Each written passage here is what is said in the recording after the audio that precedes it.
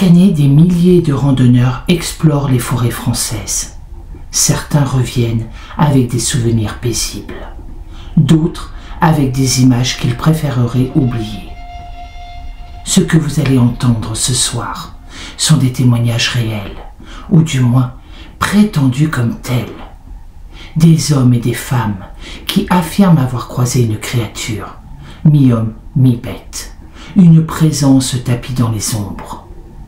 On l'appelle le Dogman.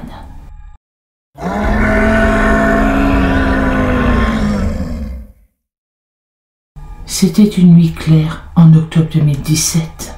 Je voulais photographier des chevreuils dont j'avais installé mes caméras à déclenchement. Vers 2 heures du matin, la forêt est devenue complètement silencieuse.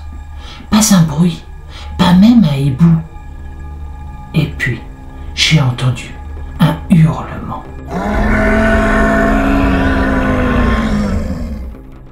Ce n'était pas un loup, pas un chien non plus. J'ai sorti ma lampe, j'ai balayé les arbres, et c'est là que je l'ai vu. 2 yeux rouges à hauteur d'homme. Mais la tête, c'était celle d'un chien. Et le corps, musclé, long, couvert de poils noirs. Et il respirait fort, comme s'il grognait dans sa gorge. Il s'est mis à se redresser, sur 2 pattes. Je pouvais entendre ses griffes racler le sol. Quand il a ouvert la gueule, j'ai cru qu'il allait hurler. Mais il a juste souri. Enfin, c'est ce que j'ai cru. Le témoignage de Marc a été vérifié. Les caméras qu'il avait installées n'ont jamais été retrouvées. Pourtant, quelques jours après sa fuite, un promeneur aurait découvert des traces étranges dans la peau. Des empreintes de pattes, mais avec une disposition humaine. Les analyses officielles n'ont jamais été rendues publiques. Certains diront que Marc a rêvé. D'autres affirment qu'il a vu ce que beaucoup préfèrent ignorer. Dans les bois de Haute-Saône, la nuit, on dit encore aujourd'hui que parfois, on peut entendre ce hurlement. Un hurlement qui n'appartient à aucun animal connu.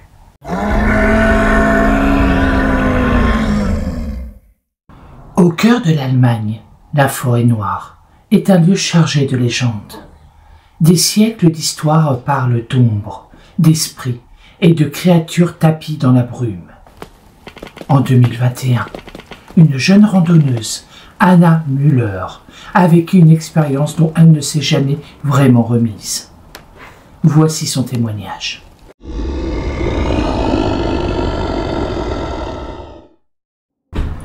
J'étais partie seule, comme souvent. J'adore marcher, me perdre un peu, mais ce jour-là, la brume est tombée d'un coup.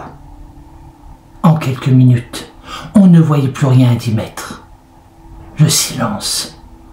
C'était anormal. Même les oiseaux s'étaient tus.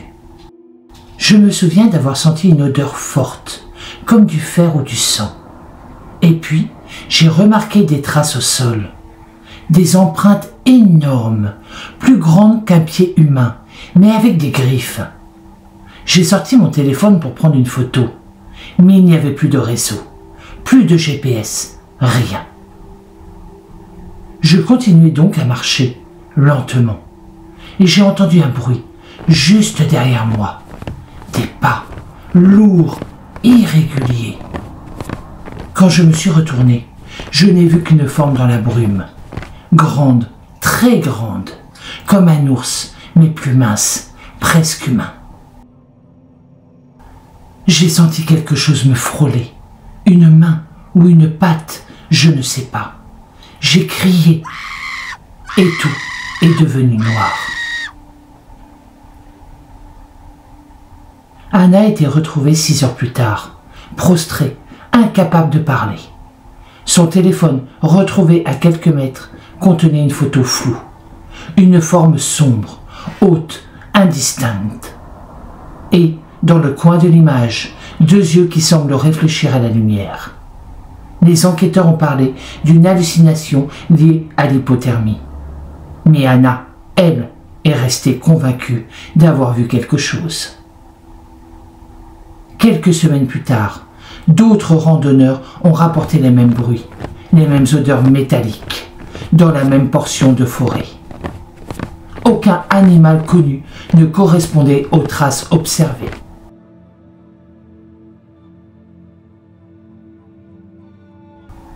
Depuis, la forêt noire porte un nouveau surnom parmi les habitants du coin. Der Schattenläufer, le coureur de l'ombre. Une créature qui observe, suit, mais n'attaque pas toujours. Parfois, elle se contente de regarder, jusqu'à ce que la brume retombe à nouveau.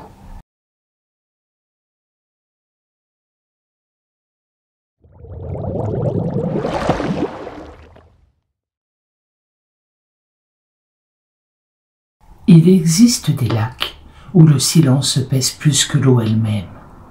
Des lieux où la nature semble retenir son souffle, comme si quelque chose, sous la surface, observait. En 2019, un garde forestier de la région des Vosges, Julien Hart, a vécu une expérience qu'il n'a jamais oubliée. Voici son récit.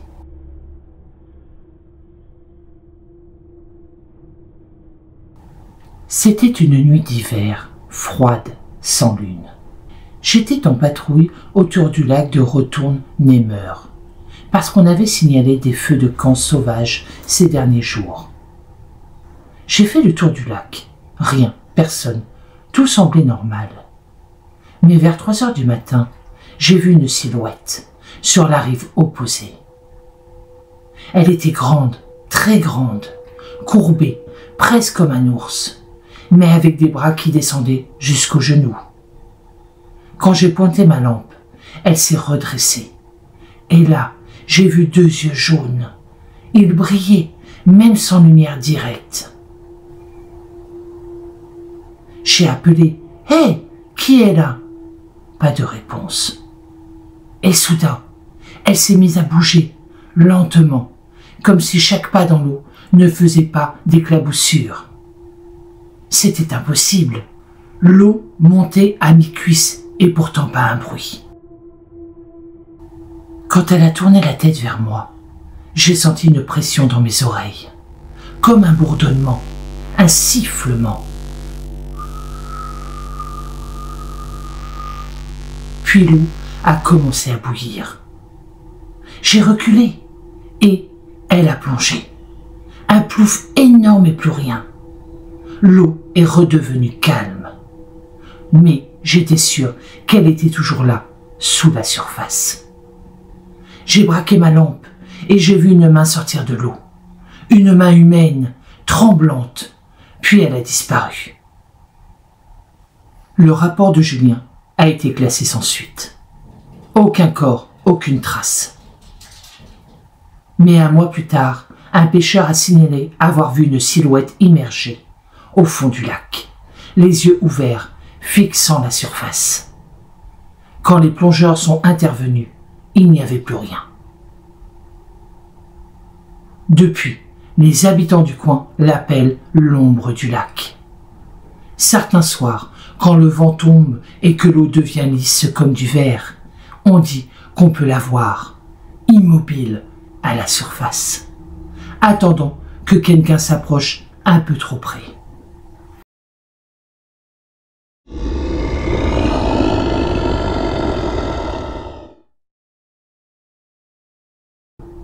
Dans le massif du Jura, entre montagnes et forêts épaisses, des légendes circulent depuis des décennies. Des promeneurs parlent de silhouettes massives aperçues entre les arbres, des cris, des empreintes géantes et des disparitions.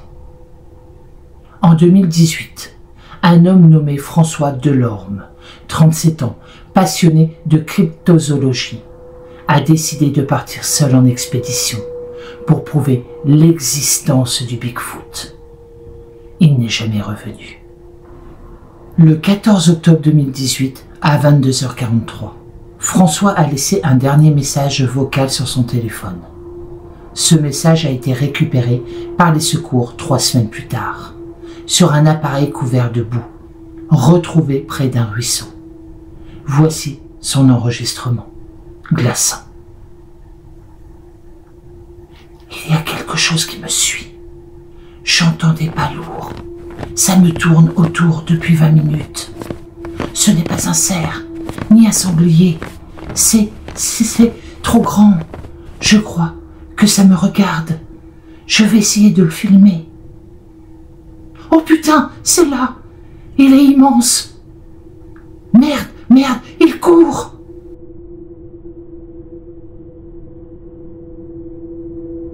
Ce sont les dernières paroles enregistrées de François. Les secours ont retrouvé sa tente éventrée, ses affaires éparpillées, dans un rayon de 50 mètres. Son téléphone gisait à moitié dans la boue, l'écran brisé. Aucune trace de lutte humaine, aucun sang, aucun corps. Il voulait prouver que tout ça existait. Il disait, s'il y a quelque chose, je le trouverai. J'ai reçu un message vocal de lui le matin, avant qu'il parte dans la forêt. Il avait l'air calme, heureux. Et puis, plus rien. Les gendarmes ont cherché pendant 10 jours. Des hélicos, des drones, des chiens, rien. Comme s'il s'était effacé de la surface de la terre.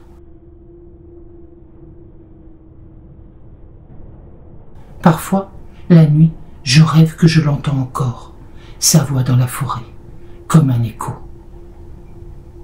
Plusieurs semaines après la disparition, un promeneur a découvert quelque chose d'étrange à proximité du site. Un arbre dont l'écorce semblait avoir été arrachée à la main. Sur le tronc, à 2,50 m de hauteur, 3 marques profondes, comme des griffes. Les experts ont évoqué un ours ou un acte de vandalisme. Pourtant, dans la région, aucun ours n'avait été observé depuis plus de 50 ans.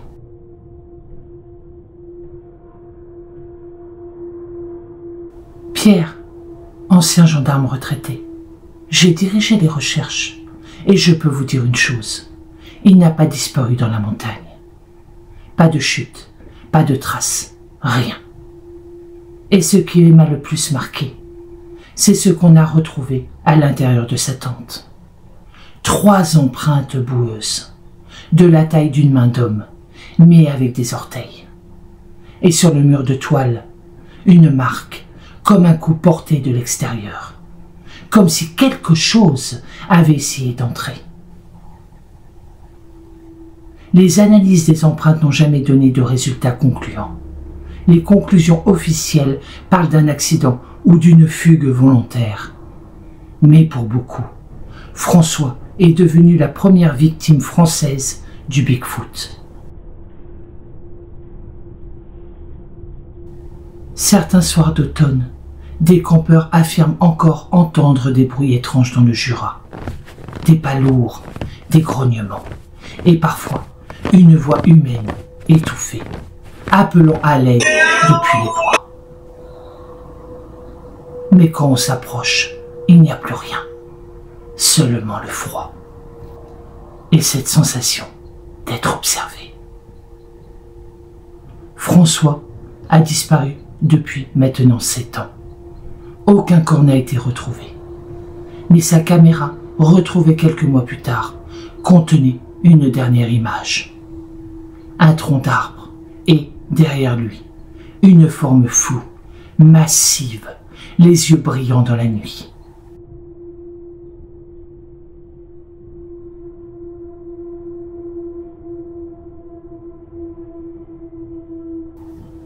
Quatre témoins, 4 histoires différentes. Une forêt en France, une autre en Allemagne, un lac, une montagne. Et pourtant, les mêmes sons, les mêmes yeux, la même peur. Les scientifiques parleront d'hallucinations, de fatigue, de stress, de jeux d'ombre. Mais une question demeure. Pourquoi ces témoignages se ressemblent-ils autant ?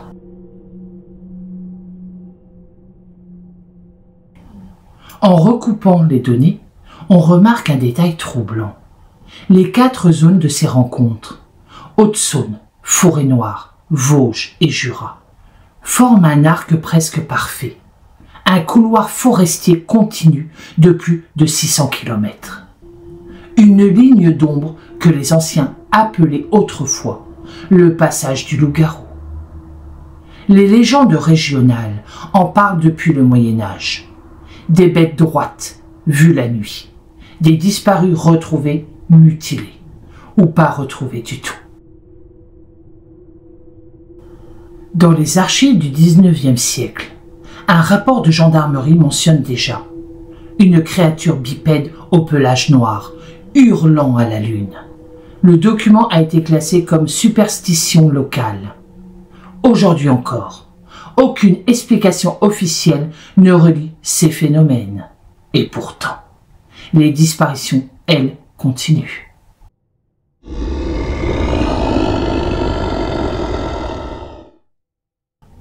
On dit que la forêt garde tout, les os, les souvenirs, les secrets.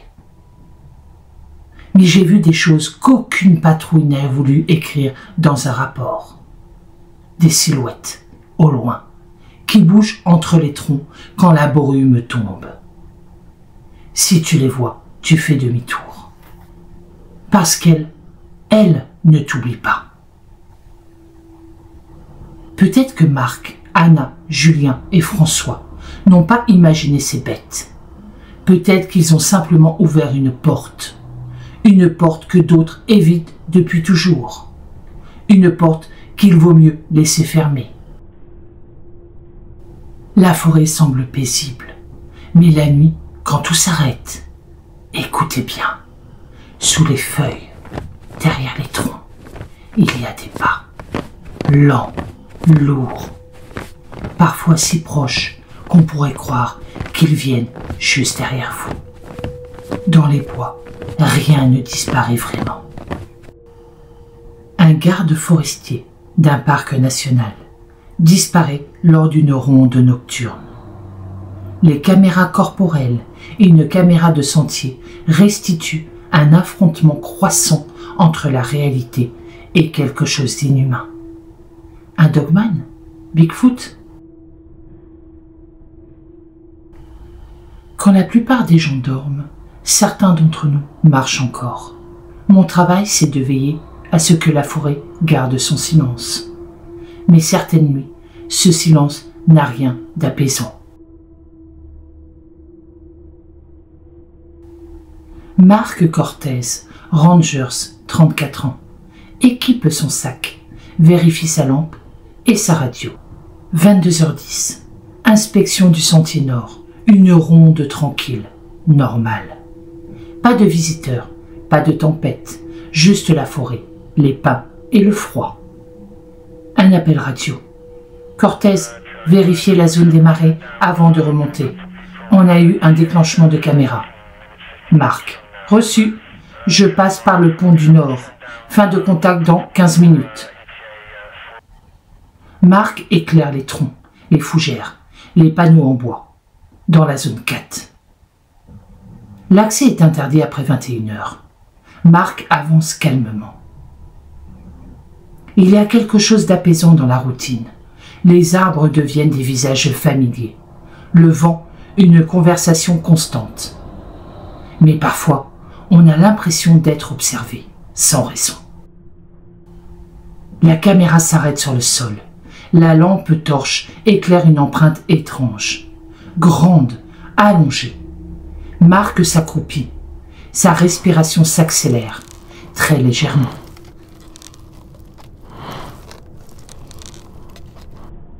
Je me suis arrêté, une empreinte à moitié effacée. Trop lâche pour un cerf, trop longue pour un ours. Mais l'esprit, lui, trouve toujours une explication. Probablement un promeneur ou un vieux piège. Marc relève la tête. Son regard suit un mouvement dans l'obscurité. Mais sa caméra ne montre rien. Marc s'immobilise, coupe sa lampe. L'écran devient presque noir. Seules les silhouettes d'arbres se devinent. La caméra enregistre le silence total. Les insectes s'arrêtent. Le vent s'éteint. Un silence profond, presque lourd. C'est le genre de silence que la forêt ne fait jamais, comme si tout retenait son souffle. Marc, probablement un tronc qui tombe. Il rallume sa lampe. Le bruit de fond ne revient pas. La lampe éclaire les troncs. Le vaisseau accroche quelque chose au loin, une branche brisée, suspendue à hauteur d'homme. Marc avance lentement. Rien de visible, rien d'audible, et pourtant, tout semble attendre. Petite précision, je reprends exactement ce qui s'est passé au niveau de la caméra que les park rangers ont retrouvé. Premier signe inquiétant. Caméra corporelle de Marc. Il avance sur le sentier boueux. La torche éclaire à peine quelques mètres devant. On distingue des empreintes plus profondes que la normale. Un bruissement tout à coup, plus lourd que prévu, mais discret. Marc, j'avais l'impression d'avancer dans un couloir invisible. Chaque pas semblait résonner plus fort que le précédent. Et derrière moi, rien. Mais le silence n'était pas vide. Rien de spécial, juste des traces d'animaux ou quelque chose d'autre. D'un coup, la caméra se met à grésiller. Écran rouge, clignotant. Marc la tient, perplexe. Le son de la caméra commence à grésiller. Bourdonnement, souffle statique, léger bruit de pas dans la forêt, rapide, étouffé, hors champ. Marc, ici Cortez, vous me recevez? Marc, quoi? La radio grésillait. Une présence semblait flotter autour du signal. On sait tous que ce genre de bruit annonce parfois un orage ou autre chose. Marc regarde derrière lui. Un mouvement rapide, flou, entre les arbres.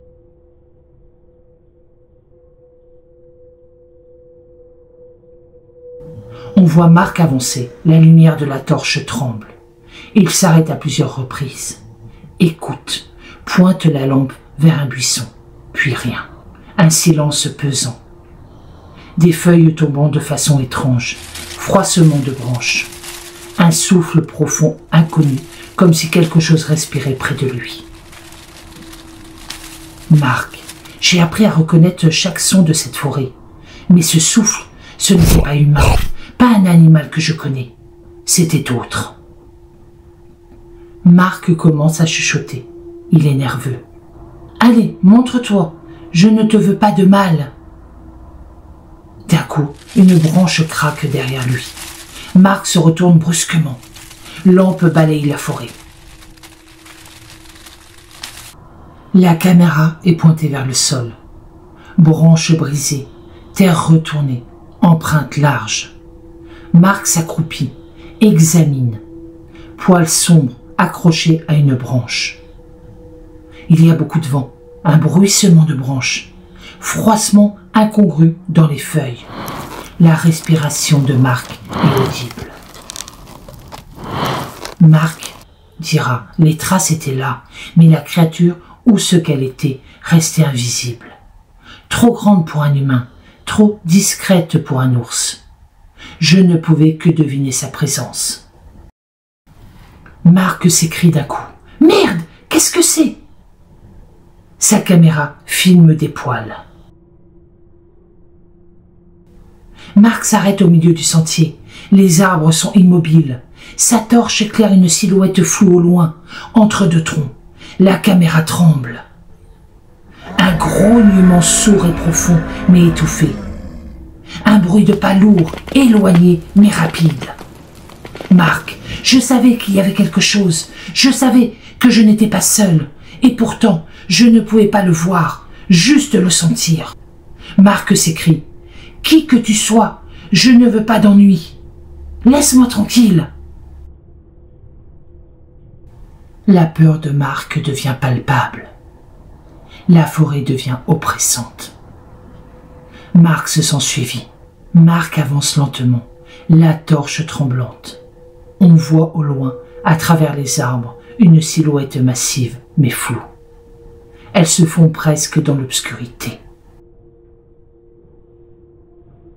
Marc, j'ai aperçu quelque chose, juste un mouvement, trop grand pour être un humain, mais pas un animal que j'ai déjà vu. Et pourtant, je sentais qu'il n'était pas loin. Marc qui chuchote. « Je te vois, reste calme, je ne te veux pas de mal. » D'un coup, la silhouette disparaît soudain, comme effacée par l'obscurité. Marc continue à avancer, tendu, nerveux. Marc remarque au sol une corde effilochée accrochée à une branche et quelques poils noirs accrochés aux feuilles. Il filme chaque détail avec sa caméra. Craquement léger de bois. Le vent s'intensifie légèrement. Des bruits de pas lourds mais étouffés autour de lui. Les indices étaient là. Tout ce qu'elle laissait était presque une signature. Comme si elle voulait qu'on sache qu'elle était passée sans jamais montrer son visage. Marc chuchote. « C'est pas possible. C'est pas humain. » La caméra filme le visage de Marc, torche à hauteur du visage. Ses yeux scrutent l'obscurité. La forêt semble plus dense, oppressante. Les branches craquent tout autour de lui. Le vent s'arrête par intermittence, donnant l'impression d'un silence artificiel. Chaque pas lui donnait l'impression que la forêt se refermait sur lui. Chaque souffle, chaque craquement était un avertissement. Et pourtant, il devait continuer à avancer. Marc, ok, respire, juste un autre tronçon, pas de panique. Il avance prudemment. D'un coup, un bruit métallique faible, presque un clic, résonne dans la pénombre.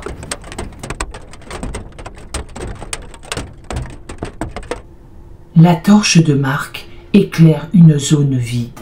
Des empreintes énormes apparaissent devant Marc.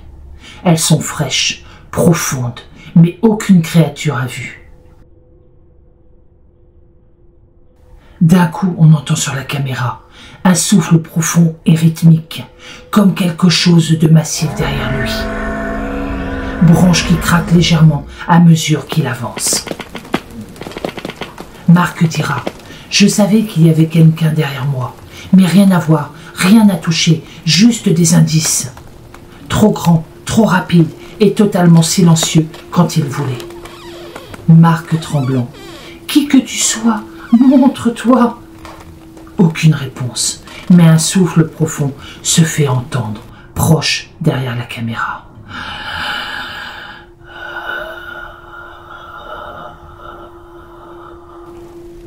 Marc trébuche sur une racine. Il tombe à genoux. La torche éclaire un arbre dont l'écorce est griffée, marquée, large et profonde. Des bruits lourds, rapides derrière lui.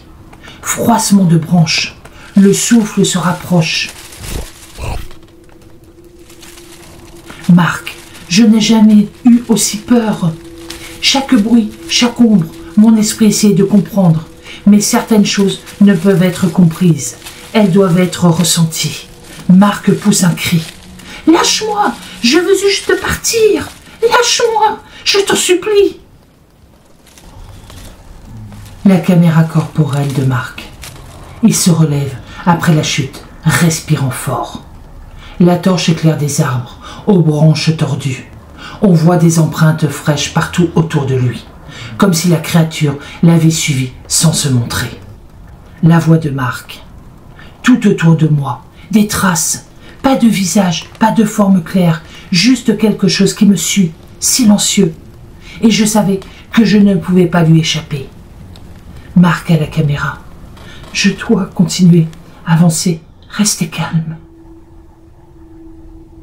La caméra fait un plan sur les arbres.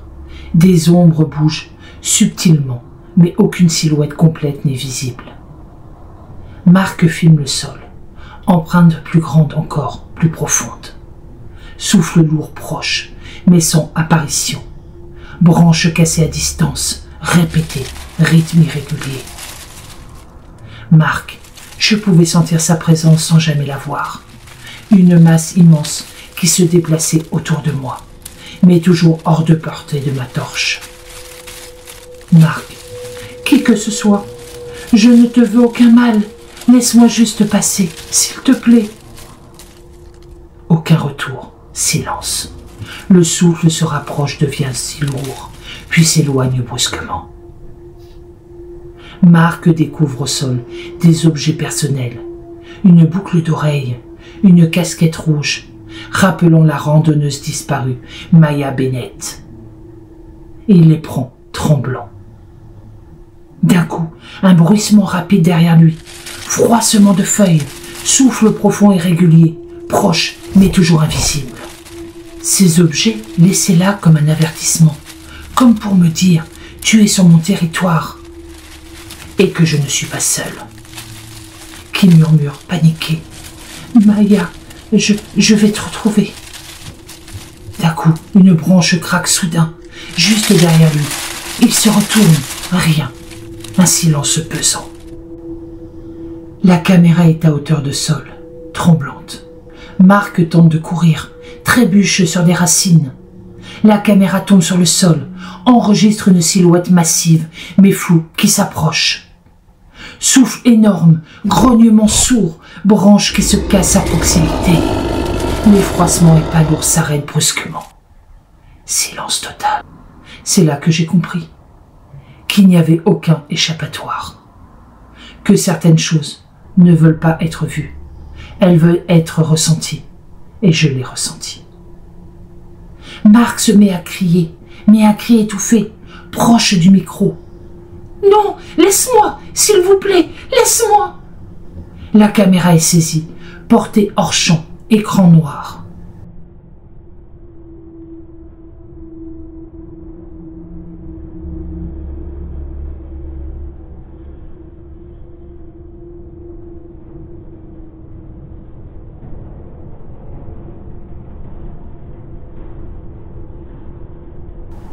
Et d'un coup, des cris terrifiants, dans la nuit, dans cette forêt.